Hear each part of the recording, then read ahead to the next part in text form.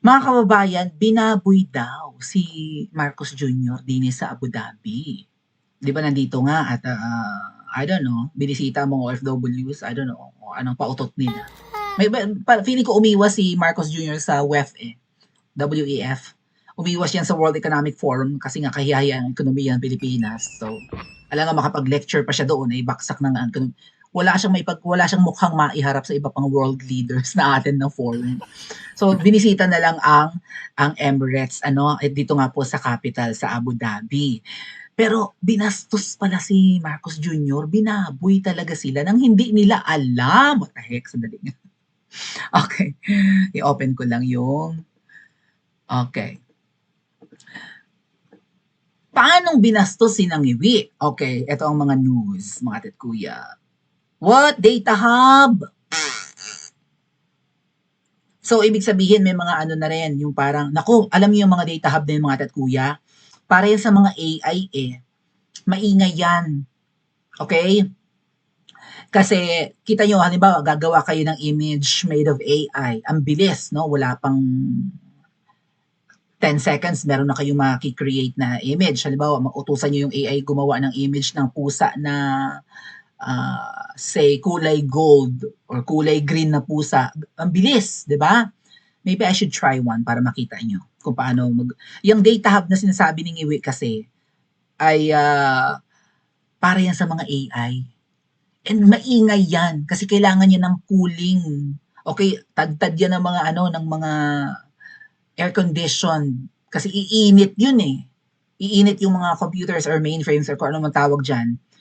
So I think pagka may nagkaroon ng data hub ang Pilipinas, just like what's going on now in the US, maapektuhan yung mga neighboring, say, subdivisions o yung barangay nyo kasi maingay yan mga kababayan. Even yung mga ibon, yung mga hayop or wild animals and whatnot, na i-interrupt yung kanilang yung ecosystem because of data hub. I'm gonna try. Hold on, napakita ko sa inyo. Anong gusto nyong image? Gawa tayo AI, ha? Okay. Mag-try tayo ng isang kineme. Pag nagka-data hub sa Pilipinas, ako, ano to, magastos to. Tsaka, Diyos ko po, kaya baga ng kuryente ng Pilipinas, itong mga data hub na ito. Okay, gawa tayo ng mabilisan mga kababayan. Sample lang. Create an ultra realistic, nakikita nyo ba yung tinatype ko? Image of a woman. Sample lang mga kababayan. She is crying. Tingnan natin kung mabilis makagawa itong isang AI platform. 100 years. Ayan na, nagki-create na mga tatkuya. Napakita ko lang sa inyo kung gaano kabilis. Ayan na. Oh, ganda ni Ma'am Shi, makinis mga ating. That's how AI, convincing ang iyak ni Ma'am Shi mga ating. That's how great AI is. And nangyayari yan dahil sa mga data hub. Itong ginamit kong AI platform or AI app or whatever, ay sa US to eh. Naka-base yung data hub. Biro mo, gumagawa ako ng ganito, i-send yung command sa US sa kanilang data hub, and then ilang seconds lang masisenda sa akin yung result. Ang ganda ni Ma'am Shing umiyak, makinis bagets, nakakaawa, nakakabang. Gets nyo? That's how data hub works, at least to my knowledge, mga kuya. O yan si Ma'am Shing, nag-iyak-iyak, diba? Yan yung topic natin kanina, nag-iyak-iyak siya doon sa Middle East, sa Abu Dhabi, sa capital namin. So magkakaroon daw ng data hub ang Pilipinas. Paano magkakaroon ng data hub mga ating kuryente ang mahal? Sinong may-ari nito? Abu Dhabi, ang may-ari nito ang mga Emirati, ang UAE, ang may-ari, makikipag-tie up sa Pilipinas. Kumuha sila ng malaking tipak ng bato at ipinokpok nila sa ulo nila yung malaking tipak ng bato, ang Pilipinas. Because it's not ideal to create business in the Philippines. Okay? Makapagpa-picture lang yung buisit nga payos ang buli. Anyway, so much for that. Oh, oh, may mga trade kineme. May defense deals din mga tatkuya pala. So may mga armas din siguro itong ipoprocure or whatever. Or maybe tatanggap ng regalo. Binatikos to ni ano eh. Ano raw? Whatever. Ayoko makinig. Binatikos to ni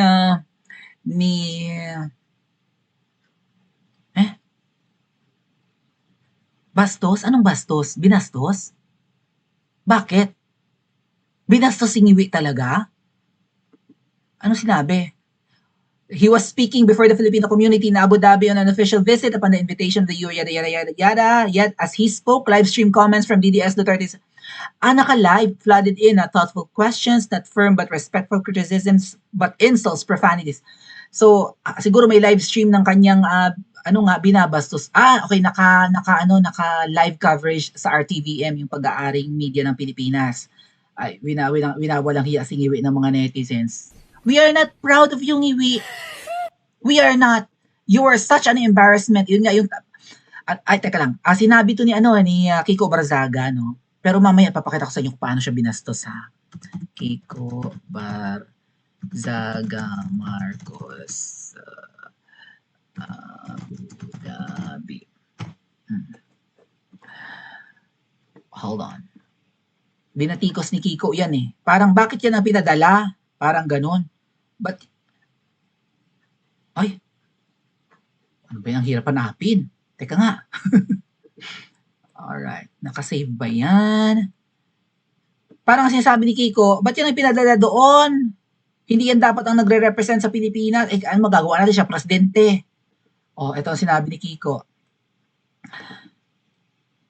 Alright. Ang bagal. Baka binuran nyo na ang post, ha?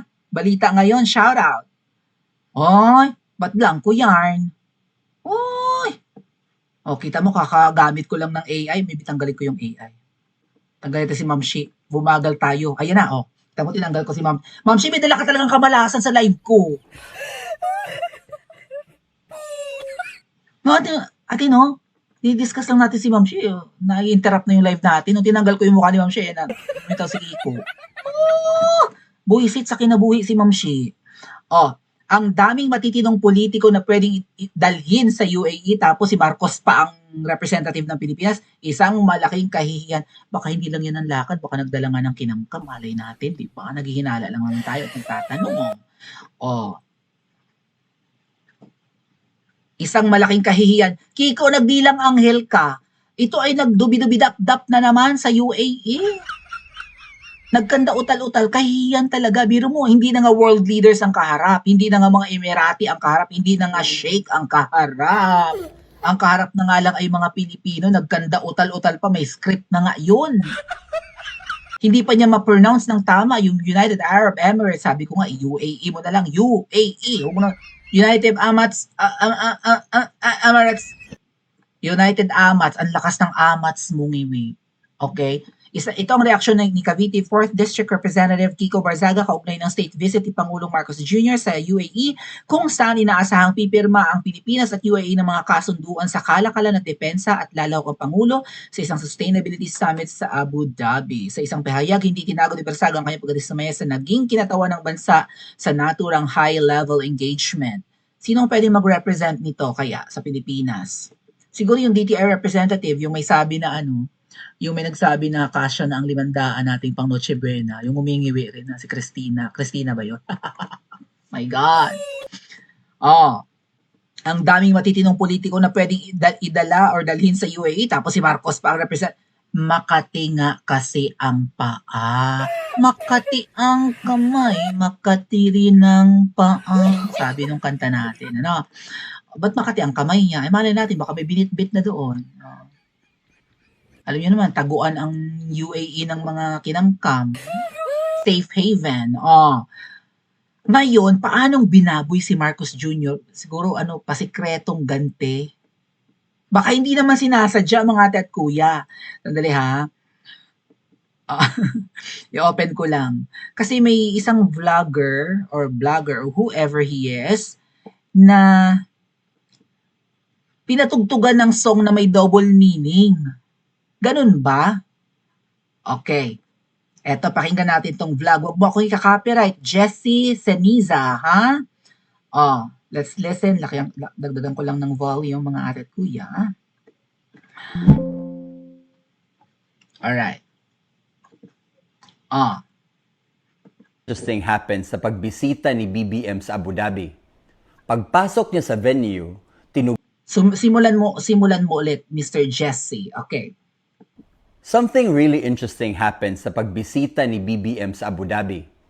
Pagpasok niya sa venue, tinugtog ng banda ang kantang What's Up by Four Non-Blondes. At dito na ang ika-17 Pangulo ng Republika ng Pilipinas, R. Marcos Jr. Tapos, maririnig mo yung linyang, so I take a deep breath and I get real high. I get real high. Bakit ka naging high? High saan? Sa pulveron? Of all the songs, mga ate at kuya, yun ang pinatugtog. Bakit nga? Pwede namang Lupang Hinirang. Pwede naman yung kanyang kantang paborito, yung pagbabago, panahon na ng pagbabago. Yung kanta ng Bagoong Pilipinas, na ang baduy ng poke ng ina. Talo ko pa sa composition eh. Oh, di ba? Mas okay pa ako mag-compose. Let's continue. Come on, you ain't. Mapapaisip ka talaga. Grabe ang timing, especially na pinasabog na ito ni Senator Amy Marcos itong issue ng drug addiction. And when it comes to the chorus, Say what? Say what? I said hey. What's going on? what's going on? Which is really funny because critics keep saying that the president seems unaware of what's happening inside his own administration. Yeah. Or maybe Yeah. that question isn't even about him. Maybe it's the question millions of Filipinos are asking, what's going on in the Philippines now? Yeah. Sinadya ba ito ng banda? Utang buot. Sinadya kaya? Marami nang pwedeng tugtugin eh. Right? Sa pagpunta niya, maybe something patriotic na song. Bakit yung kanta pa ng Four Non-Blondes? 25 years in my life and still trying to get out that great big deal of home for a destination. Anong taon to sumikat, mga kababayan? Pagpalagay natin 1993, 2003, 2013, 2023. Oh my God. Mahigit 3 decades. Ah! And so I wake up in the morning and I step outside and I take a deep breath and I get real high and I scream from the top of my lungs, what's going on? What's going on? Oh, naging high raw ating. Of all the songs, paboritong kanta ba yan ni Ngiwi? Kaya yan ang kinanta? Or meron siyang parang tawag dyan, parang pahaging, no? Parang parinig kay Ngiwi. Although maganda yung song, I like that song very much, mga tat kuya. And actually, ni-revive yan eh. May kanta na nga yan, yung Four Non-Blondes na What's Up na kanta. Oh, What's Up, parang yung yung messaging app.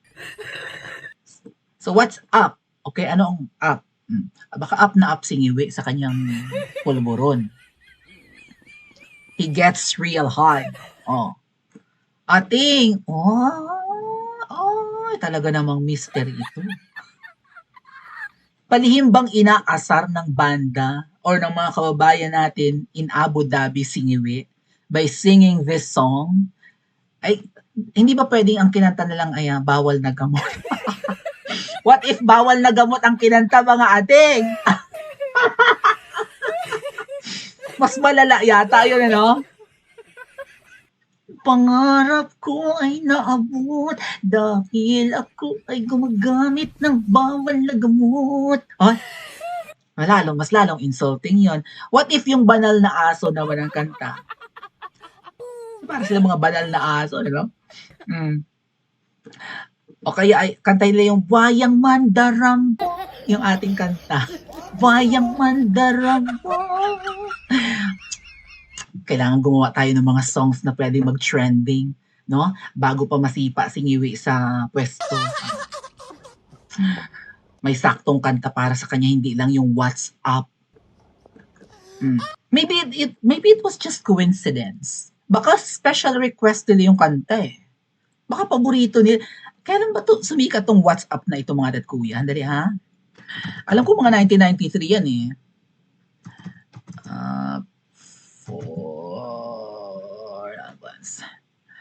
Okay. Kailan kaya ito? Let's check nga. May copyright lang kaya hindi ko mapatugtog sa inyo, mga dad kuya eh. Wala nakalagay kung kailan siya. Ayan, 1992. What's Up was the second single from the 1992 album Bigger, Better, Faster, More by Four Non Blondes. It shot the band into international stardom. 1992. So, biro mo yun? Like, 34 years? Oh! Tapos sa kanta na, 25 years and my life and still. Pero ay, 34 years and my life and still sikat pa rin ang kanta ng What Hope for a Destination. Huh? Nalagpasan nila ang 25 years. Yun yung unang lyrics, diba? 25 years. 1992. O, kita mo yan. Shoutout sa mga nakapag-comment ng 1992. Kasi narinig ko na yung 1993 na mga kababayan. Ano?